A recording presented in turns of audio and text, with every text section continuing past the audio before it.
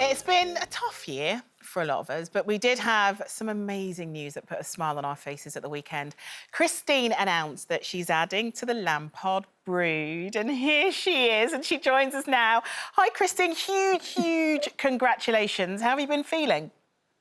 Oh, very good, Charlene. Firstly, can I just say how lovely it is to see you? Because we'll probably never get to do a show together I because if know. you're there, I'm not, and vice versa. So this is lovely, and I miss you all very much, I have to say. But yes, news-wise, it's been lovely. I mean, it's a little bit of happiness within our family, that's for sure, in amongst the sort of bleakness that has been the past kind of year.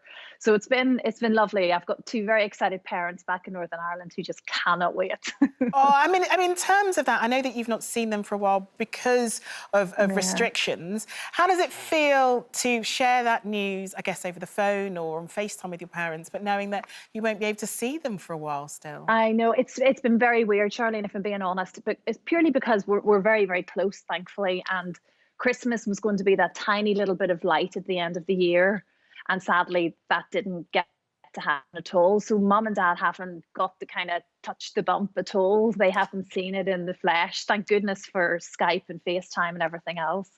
But it does feel a bit more isolating that your family and friends can't just kind of put their arms around you. You do miss that contact, definitely. It's been a big shift compared to first time around.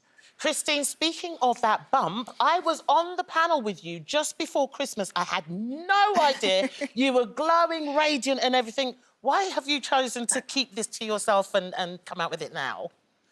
Well, do you know, it wasn't even that it was a big secret, because obviously I think most people that I know knew, certainly, but it was a lot to do with the fact that every time I kind of went to maybe do the little Instagram post, Boris would beat me to it and announce something dreadful in the news, and it never felt like it was an appropriate moment to kind of share a little bit of family happiness. It was just one of those things. I kind of suddenly another week went by, and you know what I'm like anyway. I'm very cautious and a bit kind of low key and no fuss. So it sort of suited me to tick things along to get to a point where you felt relatively safe, you know, if you can do it at any point in a pregnancy. But it just felt nice to get past the kind of 12-week phase, and then suddenly it was past 20. And so it just kind of Christine, happened. let's cut to the chase. When's the baby due?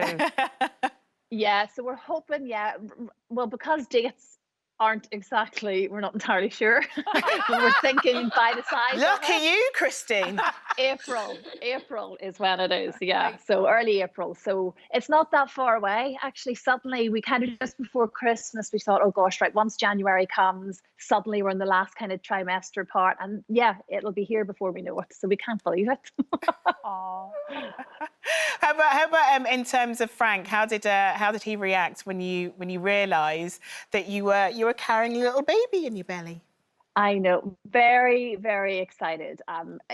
Yes, I mean, gosh, football consumes, I would say, 99% of his brain, but the 1% that's left, he got very, very excited. It's just a bit of, it's personal happiness, isn't it? You know, it is something that just within the kind of four walls of our house, which is where we're kind of spending most of our time, it's just a little bit of happiness. It's something to look forward to.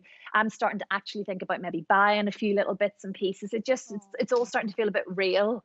And it's just, yeah, it's brought a smile certainly to my family and friends. And it's just a lovely thing to look forward to. There's just so much bleakness and darkness and miserable news. And yeah, it's just an alternative. It really is. It's been a lovely time. And it's a strange time to be pregnant, as much as it's quite stressful because, you know, you're trying to take care of everything yourself and this little, you know, baby. But on the flip side of that, you can't go out, you can't go partying, you don't feel like you're missing out on anything because none of your friends or family are doing it either. So it's a bizarrely kind of odd time to be pregnant, but quite appropriate because no one is enjoying themselves.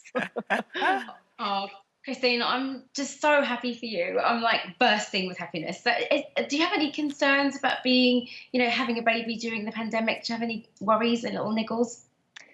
And, you know, I definitely do, Kelly. I think it's a lot to do with the fact that you just can't, it's the unknown. You don't quite know what the outcome is going to be. You just have to look after yourself as best you can. I mean, you do hospital appointments and things have changed. You know, you can't bring people with you and stuff, and that's fine. I don't mind doing that. That's what you have to do. But again, I'm sort of thinking ahead to April and what will happen at that point. Hopefully the world will be a much better place. But ideally, I would like Frank alongside me. Yeah. I don't want to do it on my own. And lots of women did have to do that first time around. So there's just a lot of uncertainty, and you're just trying to be overly protective. And I really do try to be as cautious as I possibly can, just because you just don't know the outcomes really at this point. None of us know long-term effects, and I'm just trying to be really sensible. But it's a bit lonely going to hospital appointments and things on your own all of the time. I've got a couple of mates who are also expecting in the next couple of months, and they feel about the same way you do at the moment, Christine.